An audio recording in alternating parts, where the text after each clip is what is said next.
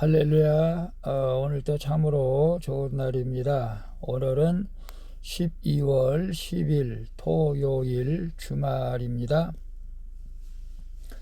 즐거운 주말 되시면서 함께 묵상해 보도록 하겠습니다. 오늘은 고린도후서 5장 11절에서 21절 말씀을 통해서 보라 새 것이 되었도다, 보라 새 것이 되었도다 라는 제목으로 함께 묵상해 보도록 하겠습니다. 먼저 본문을 함께 보도록 하겠습니다. 음성으로 듣기를 원하시는 분은 아래 주소를 클릭해 주시기를 바랍니다. 11절입니다. 우리는 주의 두려우심을 알므로 사람들을 권면하거니와 우리가 하나님 앞에 알려졌으니 또 너희의 양심에도 알려지기를 바라노라. 12절. 우리가 다시 너희에게 자천하는 것이 아니요 오직 우리로 말미암아 자랑할 기회를 너희에게 주어 마음으로 하지 않고 외모로 자랑하는 자들에게 대답하게 하려 하는 것이라. 13절. 우리가 만일 미쳤어도 하나님을 위한 것이요 정신이 온전하여도 너희를 위한 것이니 14절. 그리스도의 사랑이 우리를 강권하시는도다.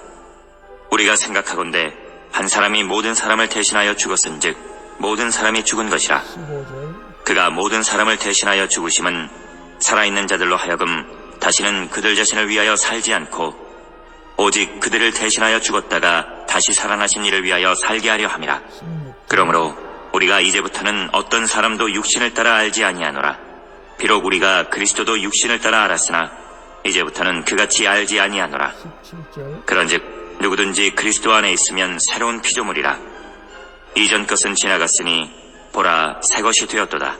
18절. 모든 것이 하나님께로서 났으며 그가 그리스도로 말미암아 우리를 자기와 화목하게 하시고 또 우리에게 화목하게 하는 직분을 주셨으니 19절. 곧 하나님께서 그리스도 안에 계시사 세상을 자기와 화목하게 하시며 그들의 죄를 그들에게 돌리지 아니하시고 화목하게 하는 말씀을 우리에게 부탁하셨느니라. 20절. 그러므로 우리가 그리스도를 대신하여 사신이 되어 하나님이 우리를 통하여 너희를 권면하시는 것 같이 그리스도를 대신하여 간청하노니 너희는 하나님과 화목하라. 21절. 하나님이 죄를 알지도 못하신 이를 우리를 대신하여 죄로 삼으신 것은 우리로 하여금 그 안에서 하나님의 의의가 되게 하려 하심이라. 아멘. 21절까지 봤습니다. 본문 요약은 이렇습니다. 바울은 주님의 두려우심을 알므로 진실했던 자신의 섬김을 고린도 교회의 교인들이 알아주기를 원합니다. 그리스도의 사랑이 우리를 강권하심으로 이제는 자신이 아니라 그리스도를 위해 산다고 고백합니다. 그리고 하나님께 화목하게 하는 직분을 받았으니 하나님과 화목하라고 간청하는 내용입니다. 질문과 묵상하기 1. 나는 어떤 자세로 직분을 감당하고 있습니까? 하나님과 공동체 유익을 위해서 내가 감수해야 할 비난과 손해는 무엇입니까? 11절 13절 볼까요? 11절. 우리는 주의 두려우심을 알므로 사람들을 권면하거니와 우리가 하나님 앞에 알려졌으니 또 너희의 양심에도 알려지기를 바라노라. 13절. 우리가 만일 미쳤어도 하나님을 위한 것이요 정신이 온전하여도 너희를 위한 것이니 라고 말씀하고 있어요. 바울은 자신의 경험으로 주님의 두려우심을 잘 알았기에 사도직을 신실히 감당하게 됩니다. 무슨 뜻이냐면 우리가 직분을 신실하게 잘 감당하지 못한다면은 그에 대한 심판이 있을 것 같은 두려움이라는 것이죠. 그러나 잘 감당하면 칭찬이 있겠죠. 주님의 두려우심을 안다는 것은 내가 언젠가 하나님 앞에서 내 모든 삶과 사역을 결산할 때가 오기 때문에 때로는 두려운 마음으로 우리에게 주신 사명을 직분을 감당해야 한다는 것이죠. 그런 그리스도의 심판대 앞에서 회개 보고할 그날을 늘 생각하였기에 언제나 진실함과 정직함으로 고린도 교회뿐만 아니라 또 모든 교회를 그렇게 섬기게 된 걸 봅니다. 하나님을 위하고 공동체를 위한 것이라면 사람들에게 비난을 받아도 개의치 않아야 됩니다. 하나님을 위하고 공동체를 위하는 것이라면 확실하게요. 이처럼 나의 유익과 평판에는 관심을 두지 않고 오직 하나님과 공동체의 유익만을 생각하는 자세가 직분자의 참 자세인 줄로 믿습니다. 그래서 우리는 사도 바울처럼 13절에 말한 것처럼 우리가 만일 미쳤어도 하나님을 위한 것이요 정신이 온전하여도 너희를 위한 것이다 라고 말할 수 있을 정도로 열심을 우리가 내야 될 줄로 믿습니다.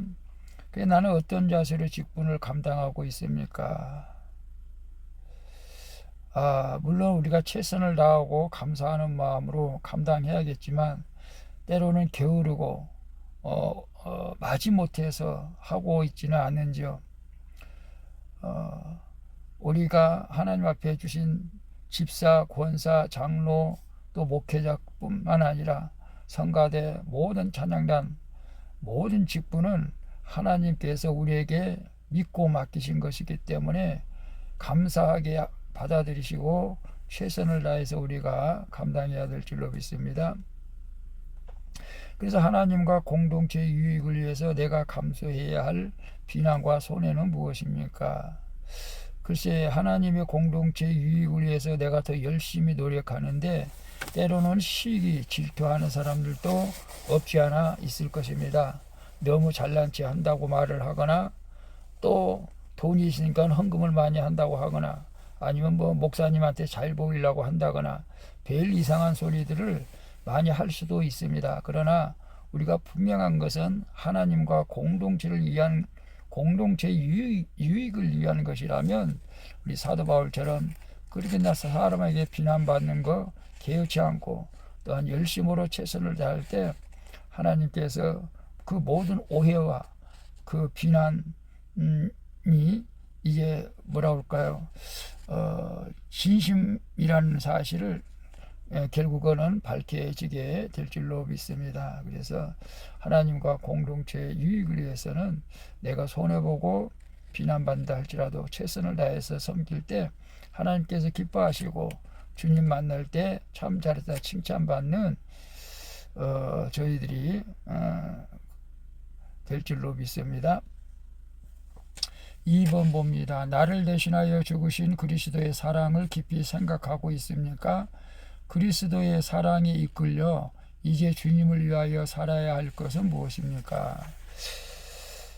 14절 15절 볼까요? 그리스도의 사랑에 우리를 강권하시는도다. 우리가 생각하건대 한 사람이 모든 사람을 대신하여 죽었은즉 모든 사람이 죽은 것이라. 그가 모든 사람을 대신하여 죽으심은 살아있는 자들로 하여금 다시는 그들 자신을 위하여 살지 않고 오직 그들을 대신하여 죽었다가 다시 살아나신 이를 위하여 살게 하려 함이라. 아멘이죠. 그리스도의 십자가 사랑은 우리를 사명과 헌신으로 이끄는 것이죠.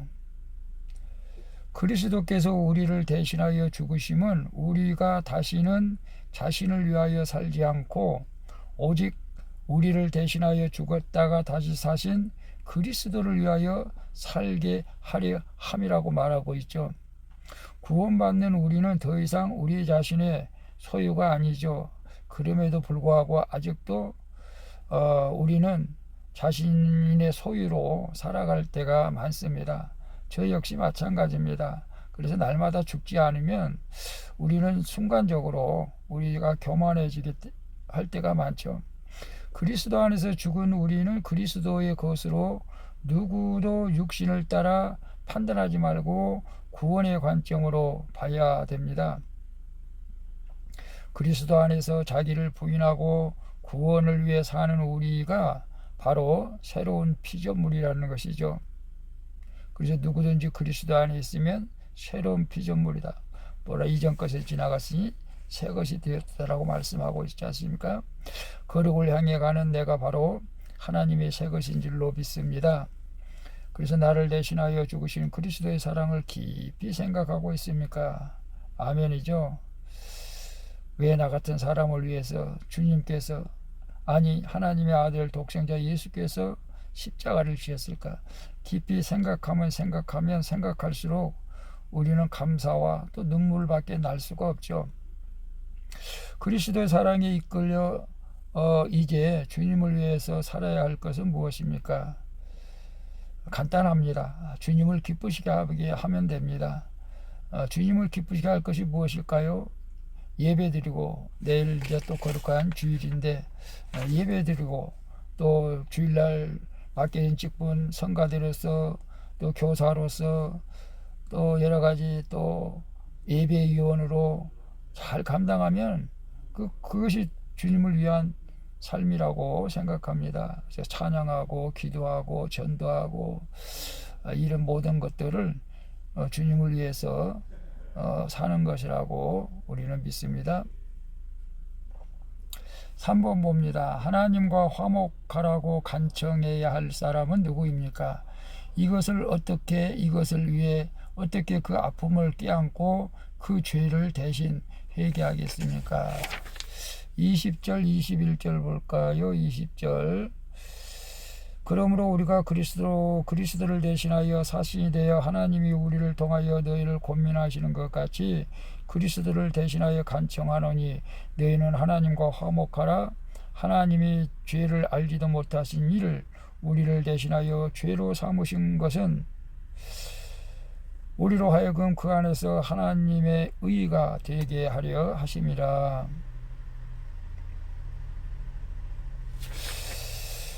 우리를 새로운 피조물로 거듭나게 하신 모든 구원의 은혜가 하나님에게서 났죠.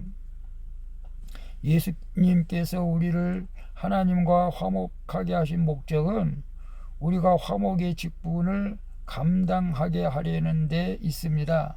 이 직분을 잘 감당하려면 세상의 죄를 사람들에게 돌리지 말고 세상을 자기와 화목하게 하시려는 하나님의 마음을 우리가 알아야 됩니다.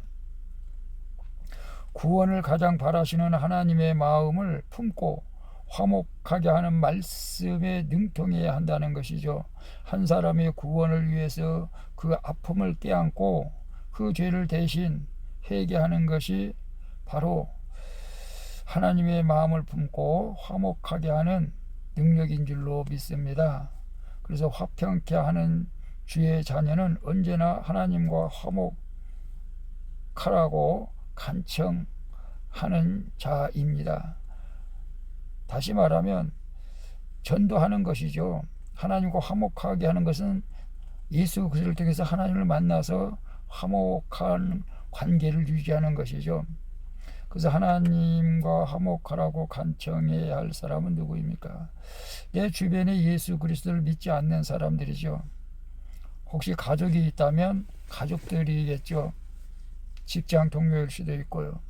저는 예수 믿으라고 간청을 하지만 그들의 죄를 위해서는 제가 대신 회개하지는 못했던 것 같습니다. 특별히 사랑하는 우리 사촌 아우 이승현 아우가 주님 앞에 화목하는 관계를 가지고 살아가기를 소망합니다. 그의 죄를 이제 다 용서해 주시니 만나 주셨으면 좋겠습니다. 그래서 그의 아픔을 껴안고 그 죄를 대신 회개하겠습니까? 참 대신 회개하기가 쉽지 않습니다. 그러나 그들이 하나님을 알지 못하고 예수 그리스도를 제대로 알지 못하기 때문에 그렇습니다. 스데반 집사가 순교할 때 저들의 죄를 저들에게 돌리지 말라고 저들이 알지 못해서 예수님과 똑같은 말씀을 하셨죠. 내 주변에 있는 모든 사람들이 예수님을 제대로 알지 못하고 깨닫지 못하기에 주님을 영접하지 못하고 하나님과 화목하지 못하고 있사오니 주님께서 그들을 불쌍히 여겨주시고 깨닫게 하는 은혜를 주셔서 하나님과 화목케 하는 은혜를 덧입혀 주시기를 원합니다. 우리 모두가 이런 귀한 사명을 잘 감당할 수 있기를 바랍니다. 기도하겠습니다. 주님, 주님의 두려우심을 알아 맡겨진 직분을 진실하게 정직함으로 감당하게 하여 주옵소서. 또한 그리스도의 강권하시는 사랑에 이끌려 새로운 피조물을 만드시는 그리스도를 위하여 살게 하여 주시옵소서. 이제는 그리스도를 대신하는 사신이 되어 회개하고 애통하면서 복음을 전하며 화목의 직분을 또 잘 감당하게 하여 주옵소서. 주 예수보다 더 귀한 것은 세상에 없는 줄로 믿습니다. 나를 사랑하시는 우리 구주 예수 그리스도의 이름으로 기도합니다. 아멘. 우리 찬송가 94장 주 예수보다 더 귀한 것은 없네. 함께 찬양 부르고 마치도록 하겠습니다. 즐거운 주말 되시고요. 내일 거룩한 주일 주님 앞에 기쁨으로 나가 예배 드릴 수 있기를 축복합니다. 수고하셨습니다. 샬롬.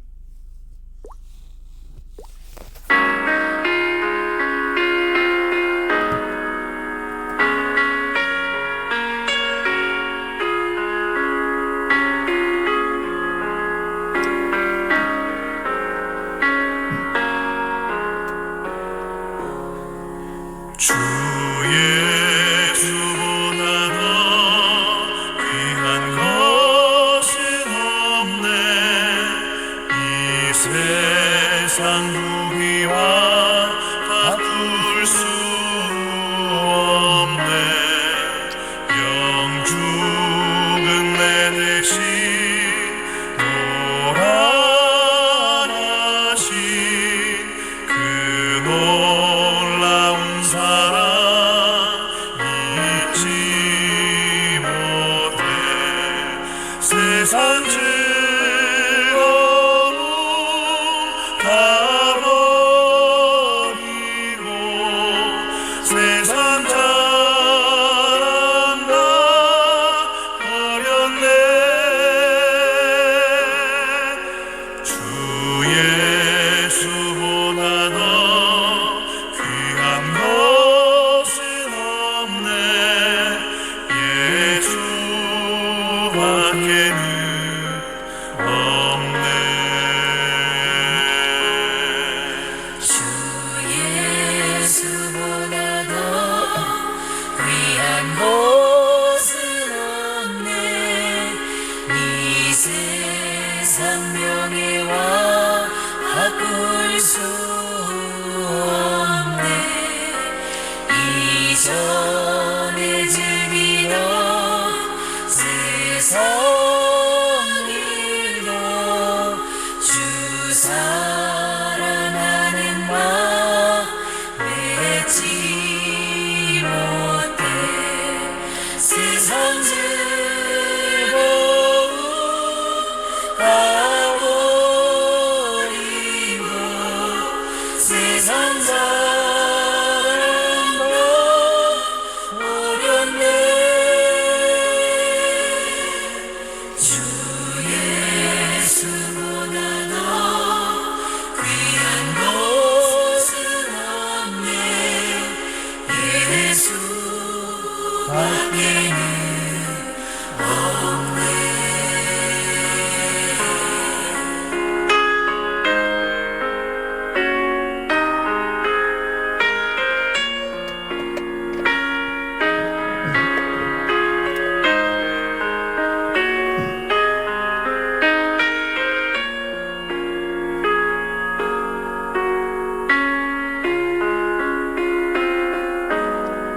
주님 사랑합니다. 주 예수보다 더 귀한 것은 없다고 하면서도 내 마음속에 여전히 귀한 것을 가지고 있는 모든 줄을 회개합니다. 용서해 주옵소서. 주 예수보다 더 귀한 것은 없네. 이 세상 행복과 바꿀 수 없네. 유혹과 비판이 몰려와도 주